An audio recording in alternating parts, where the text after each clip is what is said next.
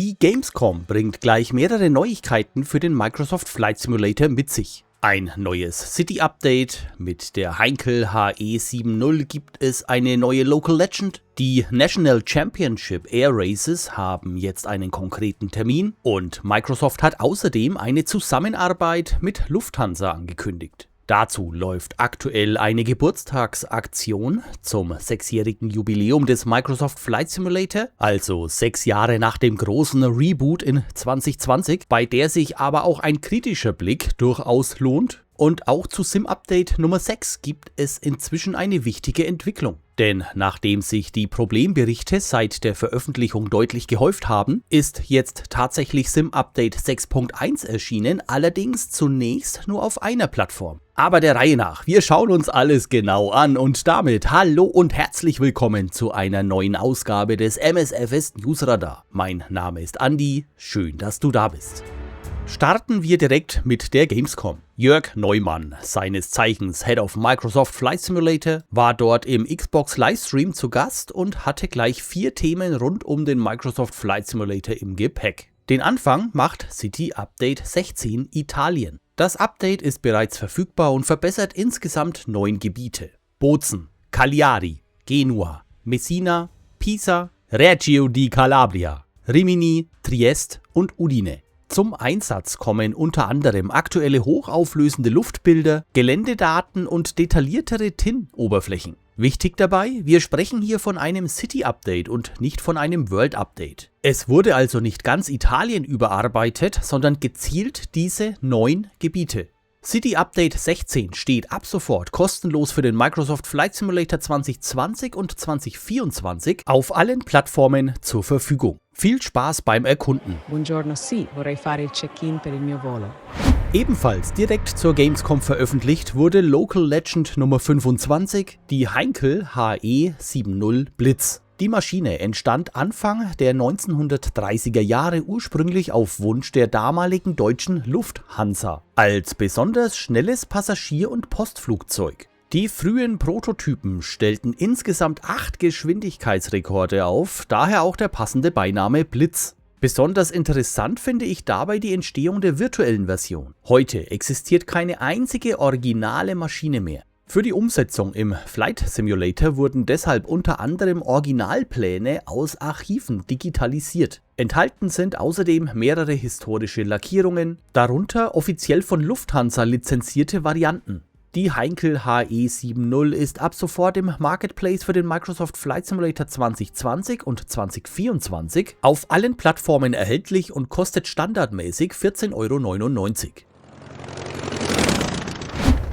Jetzt gibt es für die National Championship Air Races einen konkreten Termin. Am 13. Oktober 2026 sollen die Air Races in den Microsoft Flight Simulator 2024 kommen. Enthalten sind sowohl die bekannten Rennen in Reno als auch die Austragungsstätte in Roswell. 5 Rennklassen wurden bestätigt, darunter erstmals auch die Stoll-Klasse. Gerade diese ist interessant, denn dort bekommen wir keine klassischen Pylonrennen, sondern direkte 1 gegen 1 Drag Races. Neu ist außerdem auch ein Verschleißsystem, welches während des Rennens auf dein Fluggerät einwirken kann. Am 13. Oktober wissen wir mehr. Und damit kommen wir zum 4. Thema, das Jörg Neumann im Gepäck hatte. Microsoft Flight Simulator und Lufthansa arbeiten an einem gemeinsamen Projekt zum 100-jährigen Jubiläum der Fluggesellschaft. Geplant ist ein Paket mit 6 authentischen Lufthansa-Lackierungen für den Microsoft Flight Simulator 2024. Wann genau dieses Paket erscheint, wurde noch nicht verraten. Aktuell wird lediglich von Coming Soon gesprochen. Interessant ist natürlich der Zusammenhang mit der gerade veröffentlichten Heinkel HE 7.0. Diese wurde ursprünglich für die damalige deutsche Lufthansa entwickelt und bringt bereits historische Lufthansa-Lackierungen mit. Auf der einen Seite also Lufthansa-Geschichte aus den 1930er Jahren und auf der anderen die heutige Jubiläumsflotte. Thematisch passt das auf jeden Fall ziemlich gut zusammen. Bleiben wir direkt bei Jubiläen. Microsoft feiert aktuell 6 Jahre seit dem großen Reboot der Serie, also seit der Veröffentlichung des Microsoft Flight Simulator 2020 mit einem großen Franchise-Sale. Und zunächst einmal ist dieser für Neueinsteiger durchaus attraktiv. Der Microsoft Flight Simulator 2024 ist bis zum 1. September um 30% reduziert, der MSFS 2020 um 65% und der alte Flight Simulator X sogar um 80%. Den Original-Soundtrack zur Serie gibt es bis zum 1. September auf Steam kostenlos. Zusätzlich werden 30 bisher einzeln angebotene Local Legends, Famous Flyer und ein Expert Series Flugzeug jetzt auf 3 Pakete mit jeweils 10 Maschinen verteilt. Preis pro Paket 39,99 €. Wer sich die Aviator Edition holt, hat diese Fluggeräte bereits im Hangar stehen. Aber wer viele dieser Flugzeuge noch nicht besitzt, kann damit durchaus Geld sparen. Was mir allerdings fehlt, ist etwas mehr Transparenz, denn nicht alle dieser älteren Flugzeuge befinden sich im Microsoft Flight Simulator 2024 technisch auf demselben Stand. Einige wurden inzwischen auf das native 2024 Framework überarbeitet, andere aber eben noch nicht. Meine bereits gekaufte Tante Ju, die Junkers JU52 oder auch die Staggerwing, werden mir im Microsoft Flight Simulator 2024 beispielsweise weiterhin als unbestätigte 2020er Versionen angezeigt. Wenn Microsoft diese älteren Inhalte jetzt in neuen Paketen zusammenfasst, wäre es aus meiner Sicht sinnvoll, direkt zu erkennen, welchen technischen Stand die einzelnen Maschinen im aktuellen Simulator tatsächlich haben. Und dann gibt es noch einen Punkt, den ich ebenfalls ziemlich unglücklich finde. Microsoft bezeichnet die Aktion als Franchise-Wide Sale. Angeboten werden die Rabatte und neuen Flugzeugpakete allerdings auf Steam, im Windows Store und auf Xbox. PlayStation bleibt bisher komplett außen vor. Obwohl der Microsoft Flight Simulator 2024 dort noch keine 12 Monate erhältlich ist, hätte ich mir gewünscht, dass die neue erweiterte Community bei einer solchen Geburtstagsaktion ebenfalls berücksichtigt wird. Vielleicht nicht zwingend mit denselben Rabatten, aber zumindest mit einer vergleichbaren Aktion. Sie gerne herzlich willkommen heißen auf unserer Lufthansa. Und damit kommen wir zu Sim Update 6. Seit meinem letzten Video haben sich die Rückmeldungen zu Problemen deutlich gehäuft, vor allem auf PlayStation, aber auch auf Xbox. Genannt werden unter anderem unscharfe oder verschwindende Cockpit-Elemente, nachlassende Texturqualität und ausfallende Avionik. Das entsprechende Problem wurde inzwischen auch im offiziellen MSFS-Forum als Bug erfasst. Jetzt reagiert Microsoft. Am 27. August ist SimUpdate 6.1 mit der Versionsnummer 1.8.16.0 erschienen, zunächst jedoch ausschließlich für PlayStation.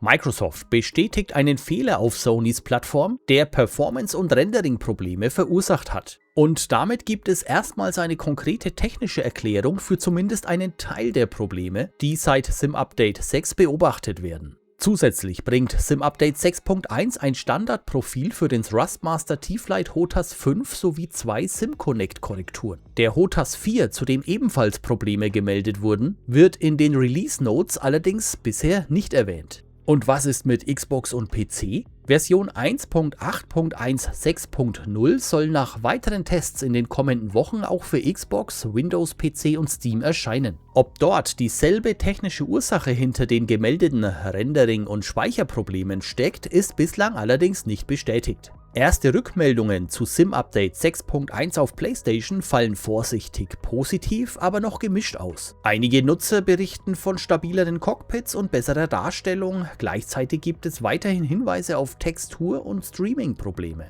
Für eine seriöse Einschätzung ist es noch viel zu früh. SimUpdate 6.1 ist ein wichtiger erster Schritt. Ob damit die größeren Probleme tatsächlich gelöst werden, müssen die nächsten Tage zeigen. Und genau deshalb interessiert mich natürlich besonders eure Erfahrung. Wurde der Simulator auf PlayStation durch SimUpdate 6.1 wieder stabiler? Was hat sich an der HOTAS-Steuerung verändert? Schreibt es gerne unten in die Kommentare. We would like to welcome you to Hartford, Connecticut.